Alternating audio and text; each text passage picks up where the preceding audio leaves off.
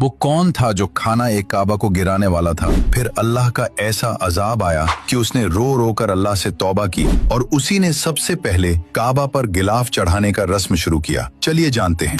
जो मुकद्दस गिलाफ हजारों सालों से खाना एक काबा पर चढ़ता आ रहा है। इस रिवायत की शुरुआत एक ऐसे बादशाह के हाथों से हुई जिसका नाम था तुब्बा। तुब्बा दरअसल एक लक़ब था जो यमन के बादशाहों को दिया जाता था। ये उस वक्त की बात है जब तुब्बा हेरी मदीने वालों का दिल जीतने के बाद मक्के की तरफ अपनी हजारों फौज के साथ रवाना हुआ। तो फौज के सरदारों ने तुब्बा को भड़काना शुरू कर दिया। वो सरदार कहने लगे, ए बादशाह, ये अरब का सबसे मशहूर शहर है, काबा में बड़े बड़े खजाने हैं, अगर आपने उसे फतेह कर लिया तो पूरी दुनिया में आपका नाम होगा। बादशाह खाना एक काबा की अजमत से बिल्कुल अनजान था। उसने सरदारों की बात मान ली और काबा को लूटने और गिराने का इरादा कर लिया। जैसे ही तुब्बा और उसकी फौज ने काबा पर हमले का इरादा किया तो उसी लम्हे उन सब में एक खौफनाक बीमारी फैल गई। फौजियों के जिस्मों में शदीद दर्द शुरू हो गया। न कोई उठ सकता था और न कोई चल सकता था। हजारों की फौज जो लम्हों में शहर फतह कर सकती थी, अब वो फौज जमीन पर तड़प रही थी। खुद बादशाह तुब्बा का भी यही हाल था। वो अपने खेमे में बेबस पड़ा था। कोई दवा काम नहीं आ रही थी। तुब्बा ने घबराकर दोनों यहूदी उलमा को बुलाया और पूछा कि ये क्या हो रहा है। उलमा ने कहा,